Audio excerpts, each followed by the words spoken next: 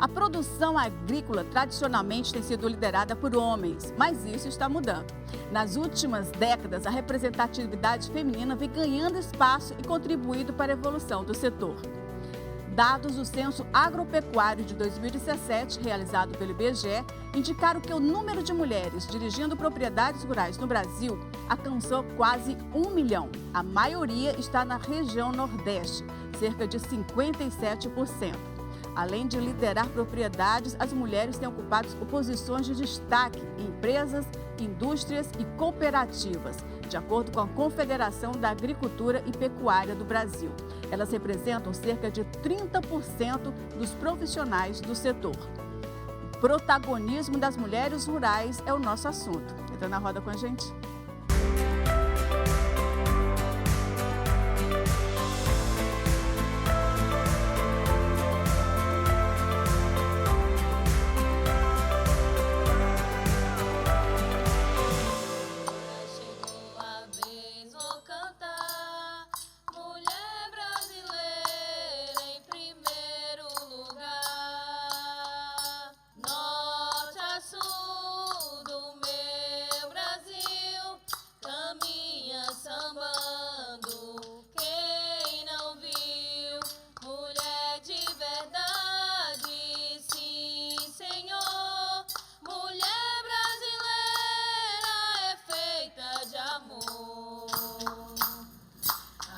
Chegou a vez, vou cantar, mulher brasileira em primeiro lugar.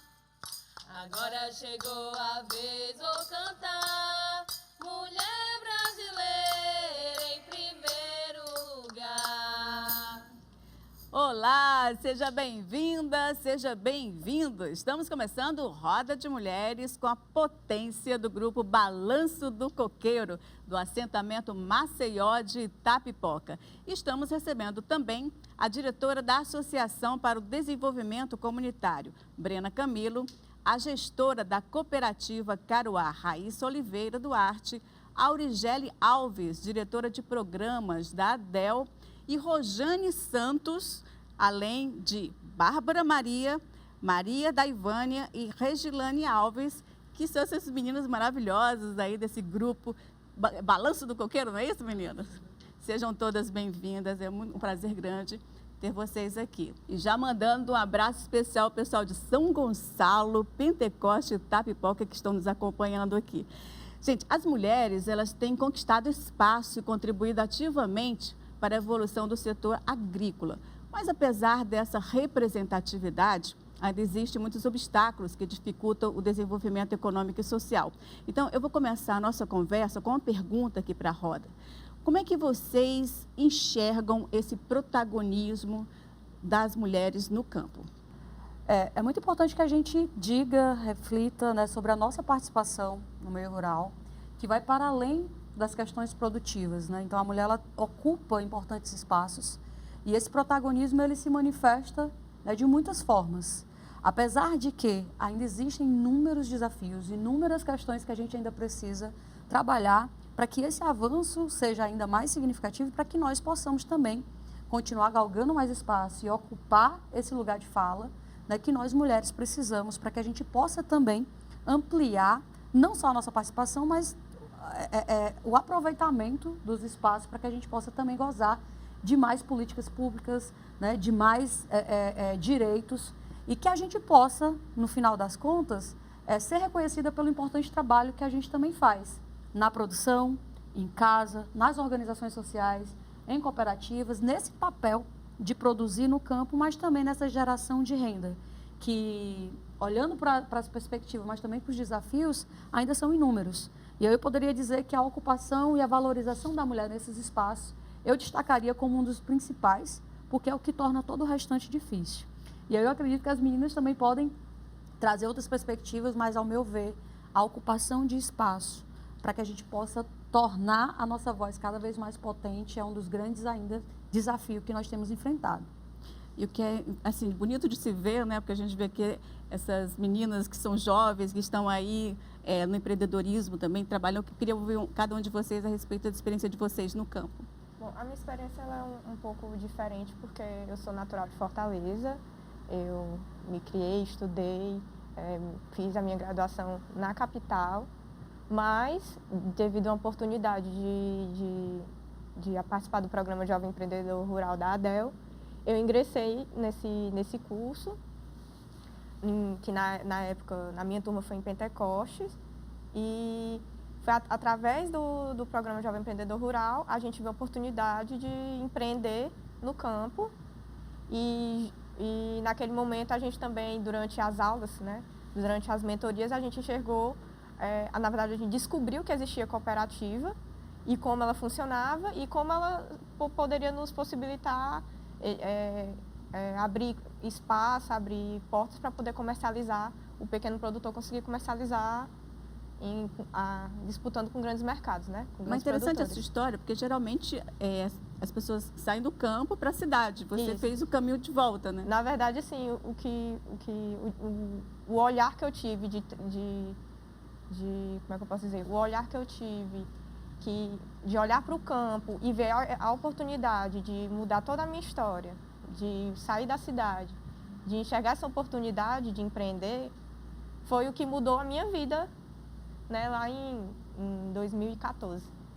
Aí eu fiz o curso, no começo eu ainda estava indo e voltando para a área rural, até que eu firmei o pé e disse que ia morar em São Gonçalo do Amarante, que é o local onde a gente tem produção, né? Eu e meu esposo. É a cooperativa Caruá?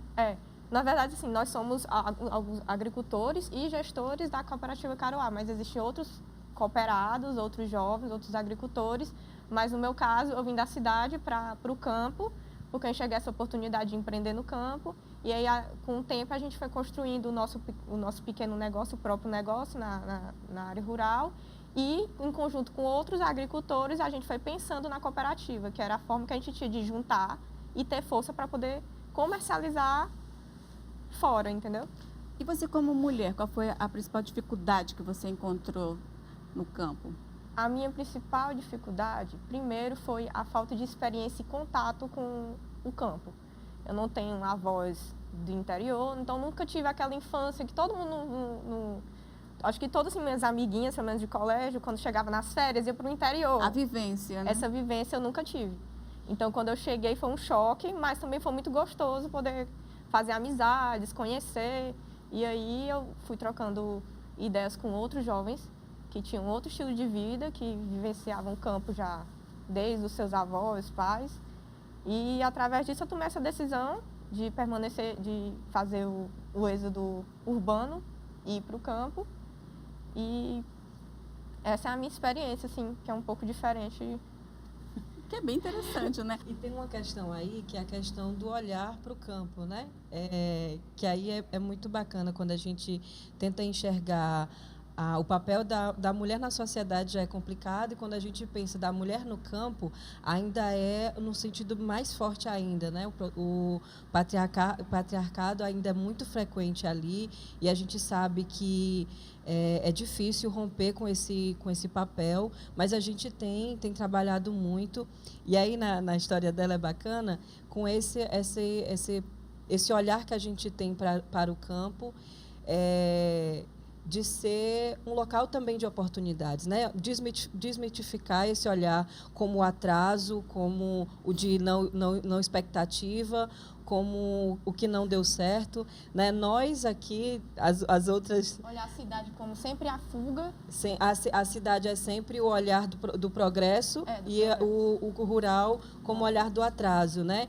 E aí a gente traz uma perspectiva de que o campo também é um lugar bom de se viver, de se empreender, de se trabalhar e de ter uma vida, o bem viver de fato, existindo ali, né?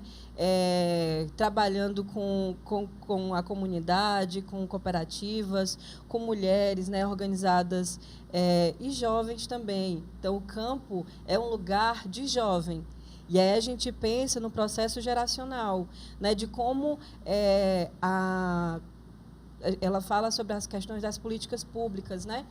Que a educação contextualizada pode trazer muito forte esse olhar que a gente tem do que a gente experiencia de fato, né? O nosso pé no chão, na areia, E aí olhar como um olhar de expectativa, de oportunidades, né?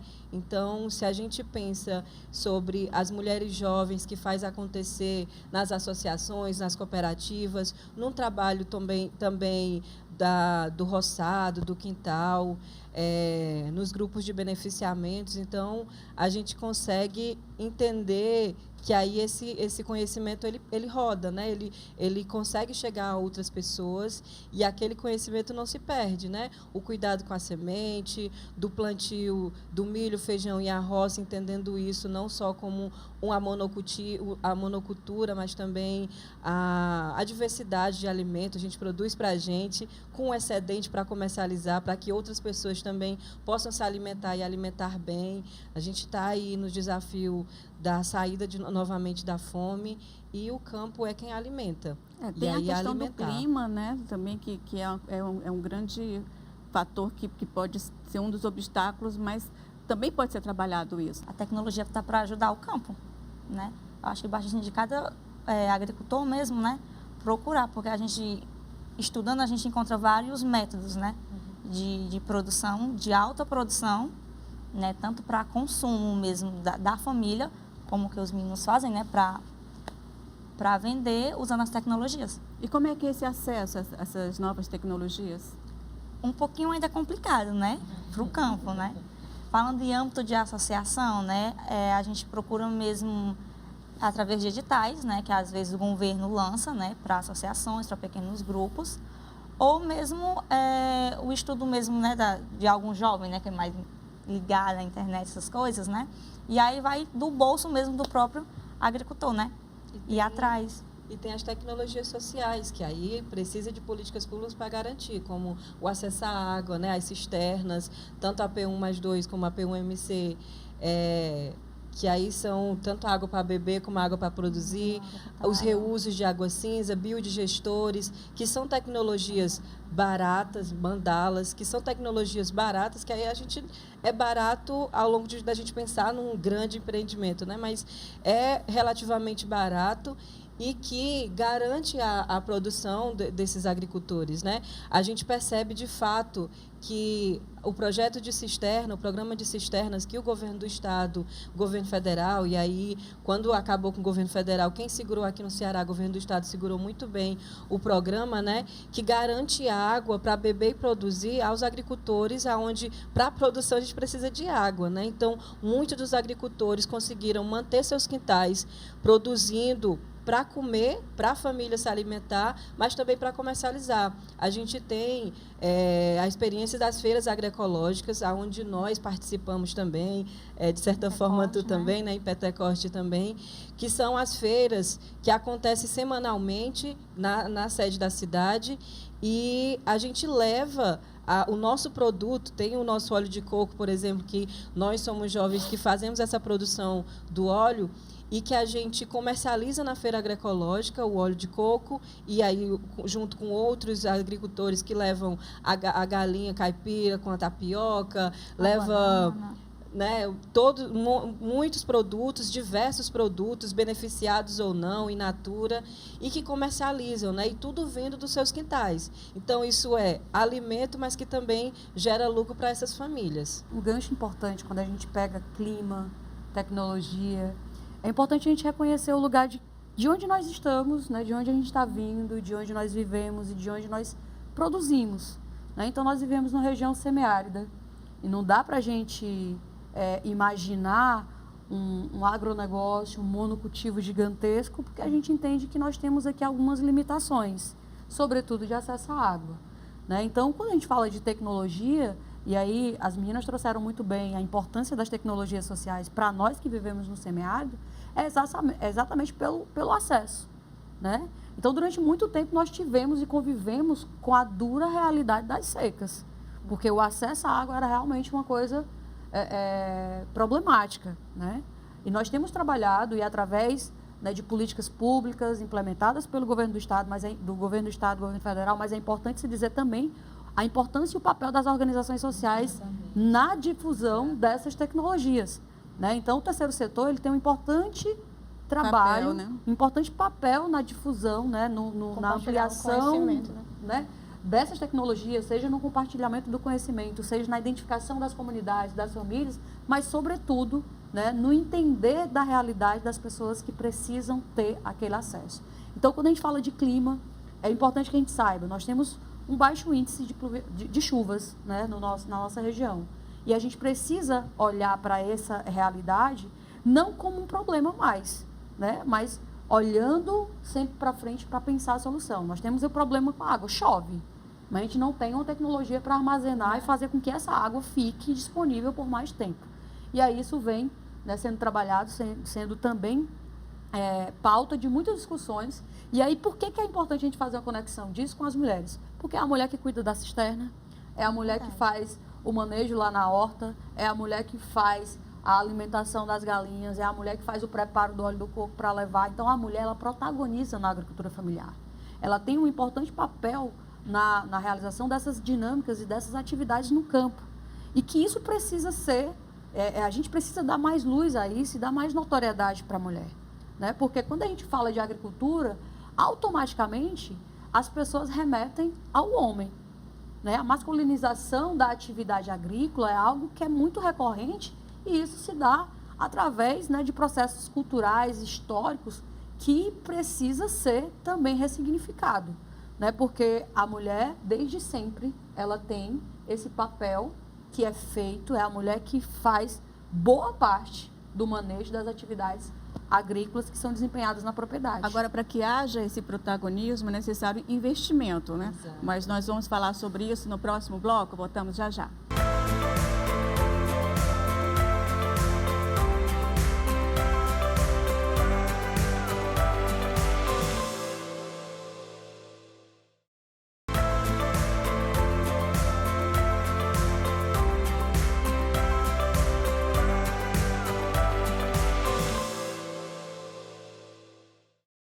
Quem diz que a mulher não participa da produção econômica do país está errado, não vê a realidade. Basta escutar o que esse canto diz.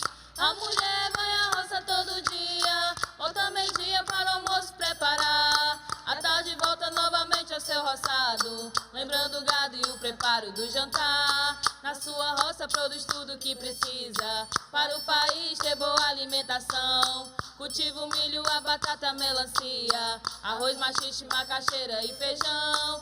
O algodão para o nosso vestuário se faz bem caro após a fabricação. Mas sua fonte nasce do mesmo trabalho, é necessário sua valorização. Quem diz que a mulher não participa da produção econômica do país está errado, não vê a realidade. Basta escutar o que esse canto diz.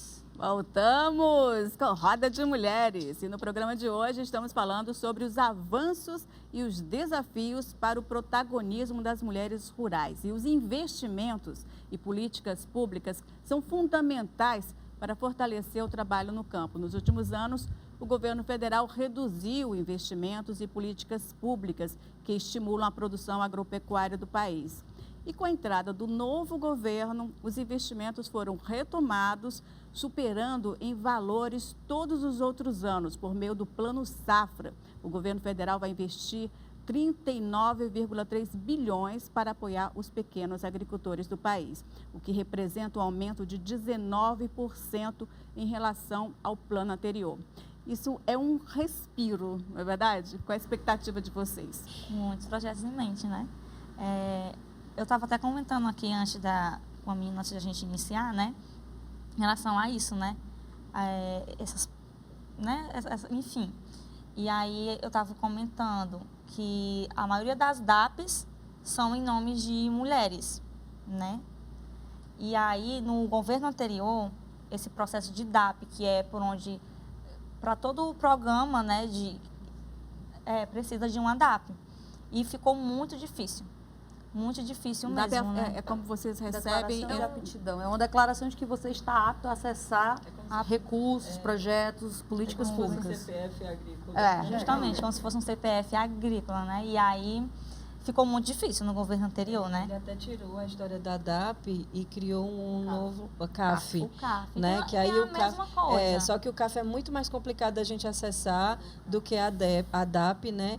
E a CAF ela dificultou esse acesso dos agricultores a acessar programas de aptidão da agricultura familiar. Eu estava né? comentando que ele, o antigo governo, né, era mesmo para os ricos, né? Eu vou dizer assim, né, para aqueles que tinham pequena propriedade, né, Exato. que às vezes o terreno já está no nome do pai ou do avô, ficou um processo muito mais difícil para a mulher, que, como eu falei, né, a maioria é ela que tem o nome na DAP, né, o nome dela na DAP, difícil para ela poder regularizar, colocar em dias, como a gente diz, né, ou até mesmo tirar a DAP para poder acessar projetos, né? Mas graças a Deus. Agora a gente sonha em coisas boas e para as mulheres, né? Tem o MDA, agora MDAF, né, que é Ministério do Desenvolvimento Agrário e Agricultura Familiar, e que tem uma secretaria especializada de mulheres, né? E tem uma de juventude, agroecologia. Então, esse novo governo, ele tem essa linha de diálogo diretamente com o que a gente defende, né?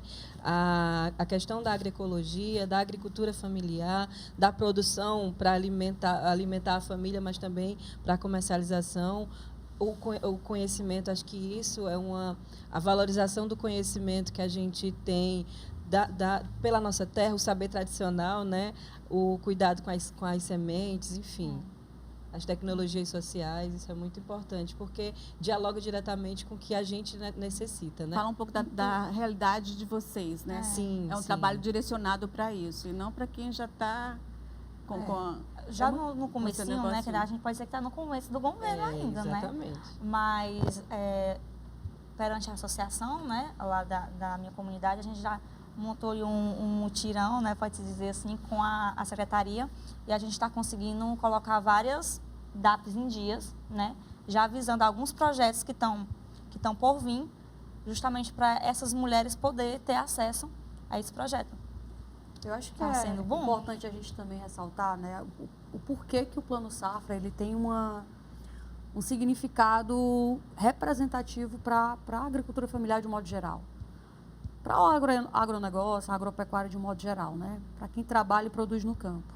Primeiro que são 39 bilhões em investimento, né? Isso dá fôlego, isso dá força, e isso é distribuído de forma programática, né? Tem os seus segmentos em que vai ser aportado esses recursos. Então, cooperativas podem se beneficiar, Pronaf vai se beneficiar, tecnologia social de alguma forma vai se beneficiar. E o que é importante a gente trazer à tona? É fazer com que, de fato, esse dinheiro seja aplicado e que isso, de fato, gere impacto para quem vive no campo. Quando a gente tem um governo que olha, que volta a olhar e dá a importância que a agricultura familiar tem nesse país, porque é através dessa agricultura familiar que se alimenta, que faz chegar à mesa do brasileiro 70% do que ele come. Então, não é pouca coisa. Então, a gente precisa, de fato, fazer com que esses investimentos sejam aplicados devidamente para que isso permaneça sendo, né, um reflexo do que a agricultura familiar tem nesse país. E quando a gente está aqui diante de associação comunitária, grupo de mulheres produtoras, cooperativa, terceiro setor, né, através de uma organização, é importante que nós estejamos, sobretudo, preparados para acessar esses investimentos, né? Porque o governo lança, mas se nós não estivermos preparados para acessar, pode ser que, né, passe despercebido ou que a gente não consiga fazer com que esse recurso seja aplicado devidamente e gere os impactos que pode ser gerado em Itapipoca, em São Gonçalo, em Pentecoste, né, através do que a gente sabe fazer, beneficiando o coco. O que a gente precisa? Precisa acessar a tecnologia, preciso comprar uma máquina. Aonde é que eu acesso esse recurso? Através do Plano Safra, você pode submeter projetos nas linhas que serão disponibilizadas para que a gente possa acessar esse recurso, investir e gerar impacto, né? Então, é importante se dizer que nós começamos um governo devolvendo o olhar para a agricultura familiar como, de fato, ela precisa ser tratada, precisa ser vista. E quando a gente fala de agricultura familiar, não tem como não falar de nós mulheres, porque, como a música bem diz, né, nós estamos aí assumindo muitos papéis, desde a produção, a gestão de cooperativas, a gestão de associação, né, de organizações sociais, e isso é o que faz com que o trabalho na ponta aconteça, porque nós temos a sensibilidade de entender onde estão os problemas e de, através do nosso protagonismo, através da nossa movimentação, fazer com que as coisas também aconteçam ali onde a gente está, né? Então, esses investimentos eu entendo como um respiro de verdade, né, para nós que estamos fazendo esse trabalho no campo. É uma retomada, né? Você começou um trabalho com mel, né? Isso, é a Me fala um Rede pouco Néctar. como é que foi essa ideia, como é que surgiu esse... Então, no caso, a Rede Néctar já tem um tempinho, né? Não foi agora, mas uma coisa que eu estava pensando é que eu fui a única mulher e jovem, né, da minha localidade a entrar no grupo de homens que trabalhavam com abelhas, né? Fui a pioneira, né, lá. Eu acho que toda a Rede Néctar, acho que a minoria ainda pode dizer que é mulher, né? A maioria é homem, mas é uma coisa que a gente está trabalhando, né? Isso, né? Para que mais mulheres possam entrar neste mundo aí de meliponicultura, né? E apicultura também, né? Que não É entende... interessante que a mulher, ela sempre, ela dirige a casa, ela que resolve todas as questões, mas esse trabalho fica meio invisível, né? Então, assim, é como se ela estivesse fazendo apenas algo secundário, Ajudando. que fosse um ajudante. Um ajudante. É o termo que se usa. Não, é a um mulher ajuda. reconhecimento, né? A mulher Não tem um ajuda. reconhecimento. Não tem esse reconhecimento, né? De que muitas vezes quem ajuda é o marido, né? Porque ajuda, eu acho muito, muito pesada essa ideia do ajuda e errada, né? Porque assim, eu ajudo se eu for na tua casa e eu almoçar e eu lavar o prato. Ainda não é nem ajuda, né? Porque eu comi e sujei. Porque se eu estou numa casa e tudo que está funcionando ali é de minha obrigação também. Então, não é ajuda. E aí, quando a gente pensa para dentro do agrossistema como um todo, né? E a gente entende agrossistema, a casa e os locais da produção, o quintal, os animais, enfim, toda a área, tudo aquilo é o nosso agrossistema, né? A responsabilidade do agrossistema é de todos que estão ali, desde a criança ao mais velho, né? Então, todo mundo ali é responsável. E o que acontece é separar, é dividir essas tarefas de acordo com a sua capacidade de fazer, né? Então, a gente também pode contribuir no nosso agrossistema com a forma que a gente pode, né? E aí não é só, meu filho está ajudando ali porque ele estuda.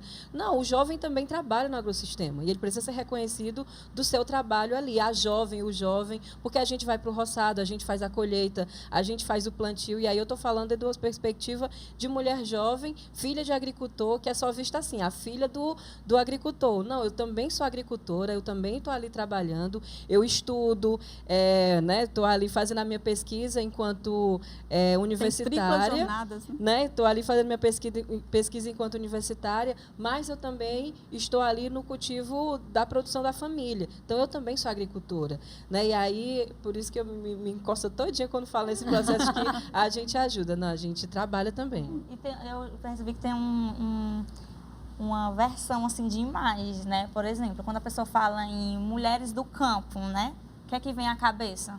Uma senhora, às vezes com a cesta com a fruta, né? Um chapéu e tal. Com a lata na cabeça. Justamente. Aí, quando uma jovem, né, como a gente diz que a gente é agricultora, já aconteceu comigo, né? Tem gente que duvida, entendeu? Tipo, porque é como se não tivesse, não pudesse. Unhas né? feitas, cabelo tingido. Pois é. Né? Como se não É uma pudesse. estereotipação muito perversa do campo. É exatamente esse cenário dentro de casa de não ter o reconhecimento, às vezes, dos pais, que são agricultores, que viveram também esse preconceito.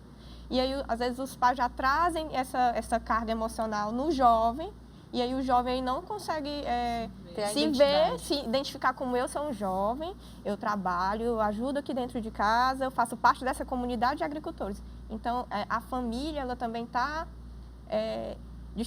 dentro de casa, a gente tem que distribuir esses papéis e de reconhecer que os pais, que são agricultores, os filhos, netos. Então, toda a família, ela também está inserida dentro da agricultura familiar. Isso é bem cultural, não é? É cultural. Isso é uma coisa que vem já de muito tempo. E você quebrar isso, É difícil. são vocês mesmos que são responsáveis por quebrar e desconstruir tudo isso. E a juventude que tem força para isso, para poder Exatamente. chegar e questão dizer que eu estou aqui também, estou trabalhando, eu tenho que ser reconhecida e eu quero seguir também nesse caminho. Exatamente. E pedir apoio aos pais para seguir esse caminho. É que é toda a questão da identidade, né? A gente se vê como está naquele lugar. Porque se eu não me coloco como uma jovem agricultora, né? Eu não me reconheço, não crio uma identidade ali, como é que outra pessoa vai dizer? E aí tem também a questão de que você se colocar nos seus lugares de fala, né? Na própria questão da cultura alimentar, das redes de produção, e que passa por todo um processo e a gente tem que se reconhecer como tal, né? Verdade. Você estava falando da sua experiência, que você chegou num ambiente totalmente masculino. Como é que foi você quebrar com isso? Então, querendo ou não, né, tipo, a gente se sente desconfortável, né? Mulher, tipo, a mulher está num ambiente totalmente masculino, né? Mas eu desde de nova, né, já participava, né, da associação e tal. E aí todos os outros homens que estavam na rede Nectar, né, eles já me conheciam desde de pequena, né? Então, meio que foi bem aceita, né? Graças a Deus. E aí, hoje, a gente já está trabalhando isso, a gente já, lá no nosso Então não teve nosso muita grupo. dificuldade? Não tive muita dificuldade, né? Mas, por exemplo... Talvez não teve o acolhimento que se já tivesse outra mulher lá. Exatamente. Acolhimento, né? Mas um fato interessante que eu passei foi o seguinte: quando eu coloquei meu nome para ser a coordenadora do grupo, né? Aí apareceu, né? Porque você estava como ajudante. Exatamente. Né? É porque além de mulher, Aí, quando- ainda tem outra questão de ser Nova, jovem. Ela é mulher ainda, ela é justamente. jovem. E aí, E eu escutei esse assumindo posições assim de destaque, de Justamente. liderança. Aí eu escutei, né? Enfim, né? Tipo, mulher e é muito nova, né?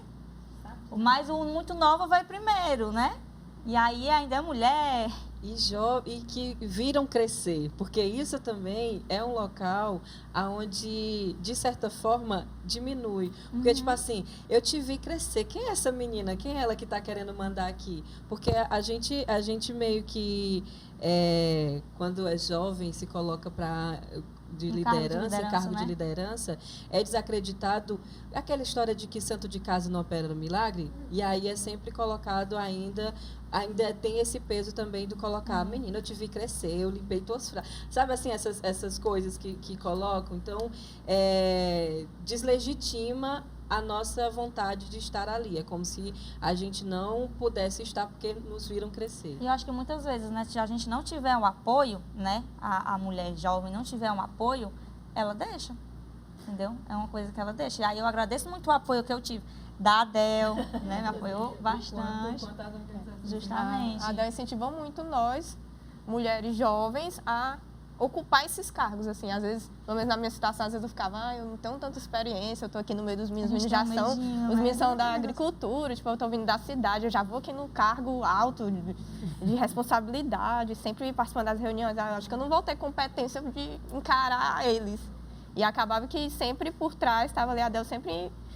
Hoje eu enxergo assim, entendeu? Naquela época a gente era mais nova, ainda até 2016, 2014, eu ficava, eu não quero. Mas vai, Raíssa, participa, coloca aí para ser diretora. E acabou que hoje é o meu caminho e eu me vejo nesse lugar e, tipo, acho que eu não consigo...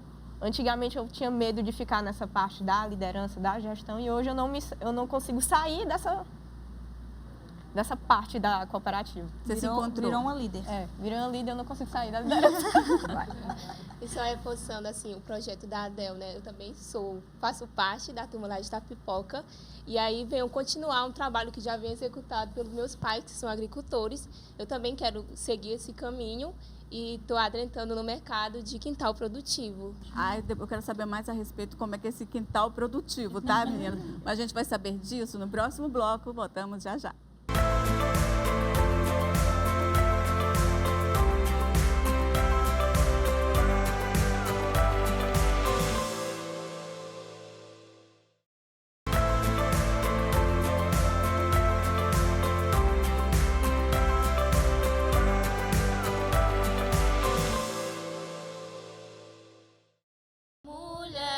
fazer a tua história.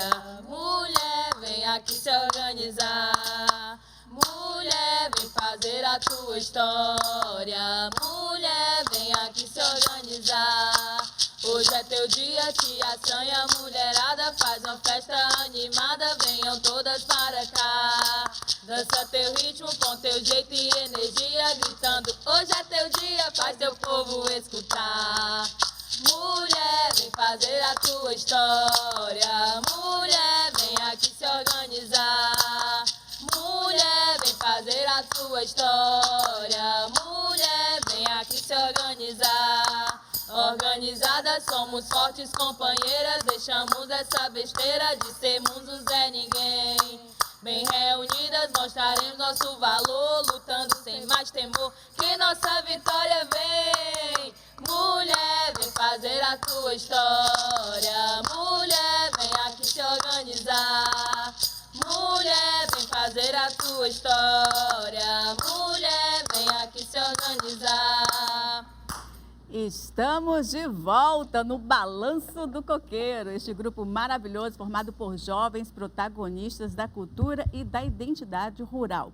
O Balanço do Coqueiro é do assentamento Maceió de Itapipoca. Eu já quero mandar aqui um beijo carinhoso para o pessoal de Itapipoca que está nos acompanhando e querendo saber de vocês como é que surgiu o grupo. Conta um pouquinho dessa trajetória. O Balanço do Coqueiro... É muita história. É muita história. E aí, para contextualizar o surgimento do Balanço, eu tenho que contextualizar o surgimento do assentamento, né?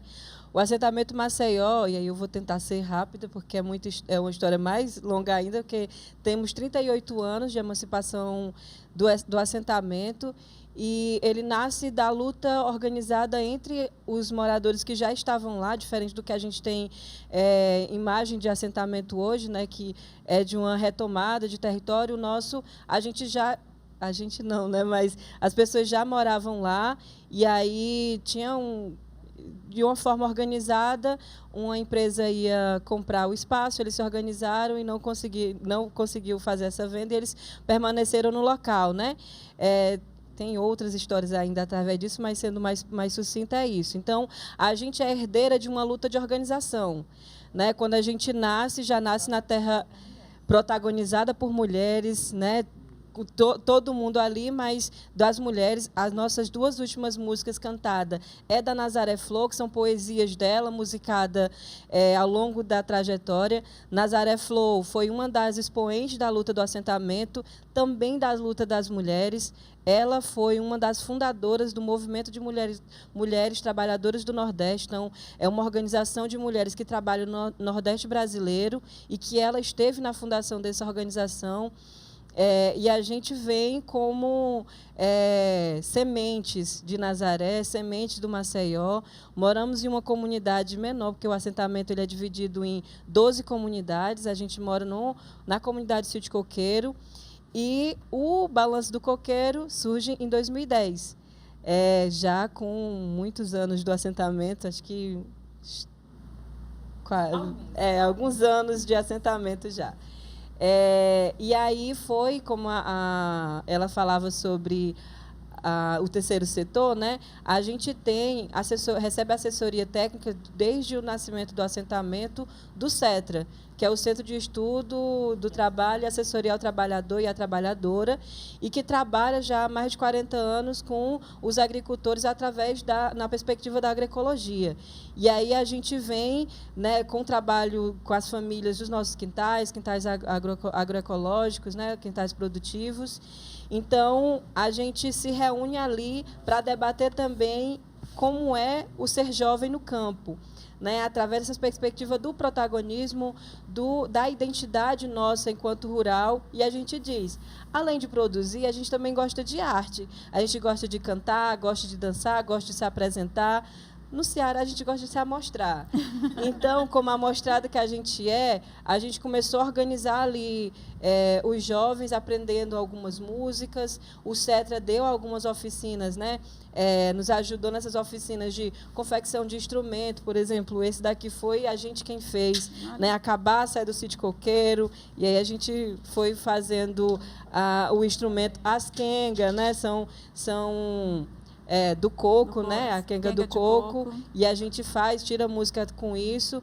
Então, fomos ali com o que a gente tinha, sementes, com o que a gente tinha no nosso quintal, levamos para o espaço onde a gente ia aprender a fazer música a partir daquilo. Mas vocês então, trabalham também com outras linguagens. Sim. O teatro, que é muito presente, a escrita de cordel, que é muito presente no assentamento, né? A dança do coco, que é tradicional ali da região litorânea, que a gente é do litoral.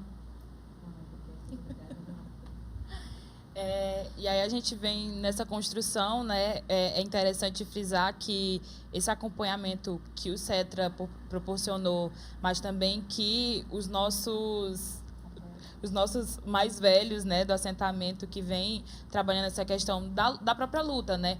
Porque o assentamento ele foi homologado, mas é uma luta contínua. A gente enfrenta vários desafios o tempo todo, com a eólica, com grandes empreendimentos que estão ali tentando usurpar o espaço dos agricultores e dos pescadores, né? Então, a gente está ali como pessoas que estão sempre de vigília, lutando para preservar esse lugar que a gente vive. Então, a gente usa a arte para levar esse debate e constrói esse debate político também de permanecer no campo, de que a gente é jovem e de trazer esse olhar, né, que é o que a gente está debatendo aqui também, de trazer esse olhar sobre o campo, de que o campo é esse lugar de oportunidade e que a gente não necessariamente precisa sair dele para conseguir produzir, para conseguir estudar, para conseguir desenvolver pesquisa. Nós todas fomos para a faculdade, estamos na universidade, nossas pesquisas giram em torno do assentamento, do óleo de coco, do balanço do coqueiro. Então, é tudo ali muito próximo e a gente não precisa se desligar dessas lutas, que são lutas diárias, né, para poder produzir essa história e conseguir preservar essas coisas que a gente vem produzindo desde 2010. E aí uma coisa bacana é que a gente, enquanto agricultoras, né, como herdeira de uma sabedoria popular e ancestral, a gente também vem como pesquisadora da cultura alimentar, né? A gente tem aqui no Ceará a Escola de Gastronomia, que tem sede aqui em Fortaleza, e nós duas viemos como pesquisa, nós duas, eu e ela, como pesquisa de um saber local, né? Ela pesquisou sobre o óleo de coco, então o nosso óleo ele tem um saber ancestral, mas também um saber construído a partir da pesquisa realizada com a Escola de Gastronomia. A minha pesquisa foi com a crueira, que é um insumo da mandioca. A gente tem no Ceará essa cultura tão forte das casas de farinha.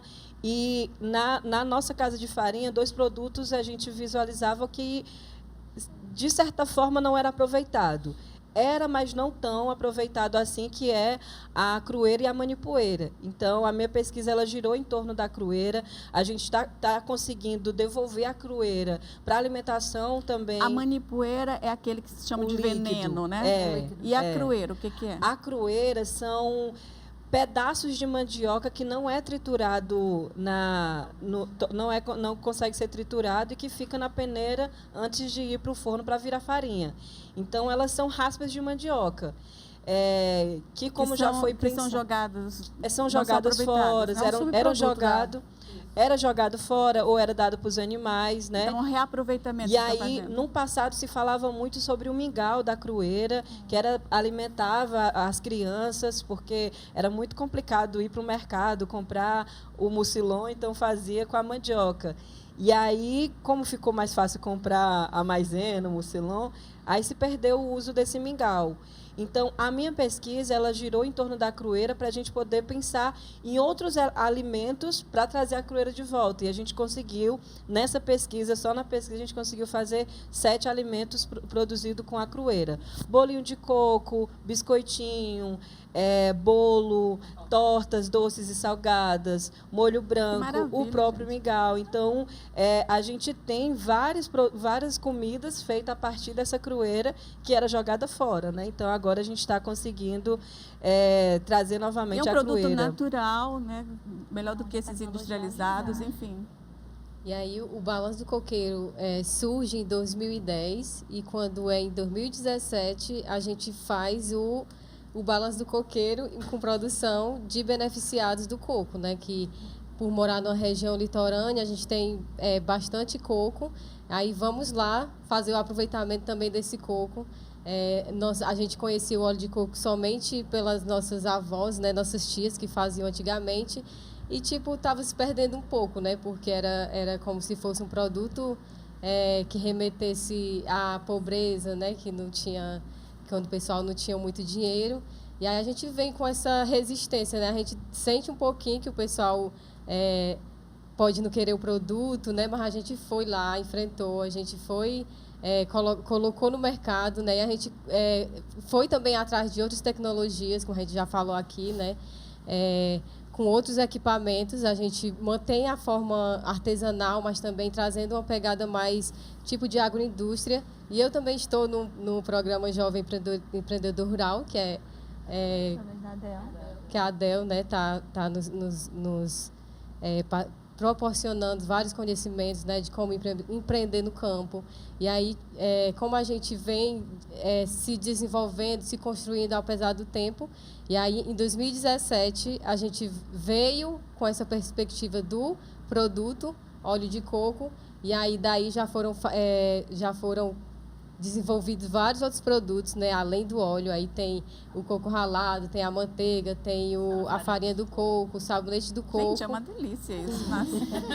E aí tudo que remete ao coco, a gente está lá tentando se redescobrir e tentando investir, né, se manter empreendedor no campo, que é um desafio muito grande, mas a gente tá lá tentando. Deixa eu só antes fazer uma contextualização para que ela pegue o gancho de como ela chega nessa proposta, né? Que as meninas vêm falando da ADEL, e aqui nós estamos com um conjunto de jovens mulheres rurais que estão, né, no processo que a ADEL, essa organização social que vem desempenhando esse trabalho desde 2007 aqui no Ceará, aqui no Nordeste do Brasil, com jovens agricultores e agricultoras. E quando elas dizem, a gente participa do programa Jovem Empreendedor Rural, esse é um programa que a gente criou em 2009 exatamente, né, para criar essas oportunidades para que os jovens consigam identificar as grandes oportunidades que existem no sertão, que existem nas suas comunidades rurais, mas que a gente aprende, né, que o quintal do vizinho é sempre mais bonito, ou que as grandes oportunidades estão na capital. E aí a gente começa esse trabalho com essa juventude exatamente para que essa identificação de oportunidades, mas também com esse reaproveitamento do que já é feito, né, com essa construção de identidade, somando força com outras organizações sociais, que esse é o trabalho que o terceiro setor faz, né? Então, fazer esse grande movimento, desempenhando esse papel que esse programa vem, nos últimos 14 anos, fazendo aqui no Estado, com essa juventude, faz com que meninas como Brena, como Raíssa, como a Rojane e os demais de Itapipoca consigam identificar nas suas comunidades essas oportunidades para que eles possam empreender. E aí, por que a gente fala do empreendedorismo como uma estratégia para a alteração das trajetórias de vida? Porque a vida toda nos disseram que mulher não pode empreender, que mulher não pode ocupar esse espaço, que mulher não pode ter negócio, que mulher não participa da construção da renda. Então, assim, nós, enquanto organização, nós também temos esse papel, né, de estimular o protagonismo feminino, o empreendedorismo feminino, para que a gente possa cada vez mais ocupar esses espaços e dizer que a mulher pode estar onde ela quiser, inclusive fazendo quintal produtivo. Essa proposta da ADEL, do protagonismo jovem, da permanência do jovem no campo, né, já é um pensamento nosso, né, que a gente vai fazer faculdade, mas a gente quer voltar para a nossa comunidade, né? E aí a ADEL vem com esse programa maravilhoso, né, que é para os jovens empreender, começar seus negócios. E aí o que é o quintal produtivo? É o meu quintal, meu quintal de casa, eu começar a produzir minhas frutas, meus legumes, a produção em geral, hortas. É isso, é você encontrar dentro de casa a sua forma de sobrevivência, né? E as riquezas, porque tem muita riqueza no interior que a gente convive com aquilo e acha que não, e chega a ADEL e fala assim, não, isso aqui vocês podem ganhar dinheiro com isso, vocês podem produzir com isso. A ideia do quintal produtivo é interessante porque o agricultor, no caso a mulher, o jovem, não precisa de um grande espaço de terra, justamente. é um pequeno espaço que pode ter alta produção. Às vezes você não precisa nem de alguma pessoa lá para lhe ajudar, você sozinho consegue, planejando tudo direitinho, ter uma produção tanto para consumo próprio, como para o excedente você consegue comercializar. O Como que eu eu acho estava mais falando. legal do quintal produtivo, né, é aquela ideia de você colocar várias espécies No mesmo local. no mesmo local, né? Como eu falei do agrossistema, né? O agrossistema, ele compreende o todo, mas o localizado a gente chama de subsistema. Isso é linguagem técnica. Eu sou técnica agropecuária, e aí, como ela diz, a única mulher, eu sou a única mulher da família formada em técnica agropecuária, de uma família onde tem 9 técnicos. Mas que também tem esse compartilhamento de ideias, né? E aí, numa linguagem técnica, é o agrossistema e o subsistema. E aí, o quintal produtivo, o agroflorestal, o agroecológico, ele é um desses subsistemas, que aí é isso, produzir ali no arredor de casa, que aí tem o cercado é mais distante, o roçado é mais distante, mas o quintal é aquele ali o terreiro, é o terreiro de casa, né? O terreiro de casa, onde tem sempre uma horta, um jardim, as fruteiras, as galinhas, os animais, os porcos, o gado, as cabras, as ovelhas, elas estão ali no quintal também, né? Então, quando a gente fala de quintal produtivo, é produzir animais de pequeno porte, produzir fruteiras, legumes, árvores, né? E plantas, porque não dá para pensar em mulher e não pensar no seu jardim, né? No embelezamento ali da casa. Então, o quintal ainda é este espaço e também é um espaço aconchegante, né? Quando a gente fala de quintal, a gente pensa numa sombra, numa família reunida, aonde a gente faz. No nosso quintal é muito isso, né? Os quintais é onde a gente celebra. É festa de aniversário, é festa de casamento, é festa de tudo. Junta ali a família. Junta ali a família. Tem um aconchego, Vamos tem colocar acolhimento. nesses animais aí também, né? Que, enfim, as abelhas. As abelhas. Quintal aí também. Quintal são os pequenos animais. Meninas, olha, Exatamente. é uma alegria imensa de ver como o nosso interior é potente, com mulheres tão incríveis e tão inspiradoras quanto vocês. Né? Parabéns pelo trabalho, que vocês consigam alavancar e desconstruir realmente toda essa coisa de que o lugar de mulher não é no campo, o lugar de mulher é onde ela quiser, entendeu? Parabéns pelo trabalho da Adel também, junto com essas jovens empreendedoras. E, infelizmente, nosso programa terminou e a nossa exposição ela continua crescendo. Nós temos quadros da artista plástica e cantora Nívia Castro, que vocês já viram, da Solana Sálmia, e agora estamos recebendo os quadros da escritora Rosa Morena. Vocês podem entrar em contato com as artistas pelas redes sociais. Nós ficamos por aqui, agradecendo mais uma vez a sua audiência e voltamos na próxima semana e ficamos com Balanço do Coqueiro. Eu sei como pisar no coração de uma mulher. Já fui mulher, eu sei. Já fui mulher, eu sei. Eu sei como pisar no coração de uma mulher. Já fui mulher, eu sei. Já fui mulher, eu sei. Para pisar no coração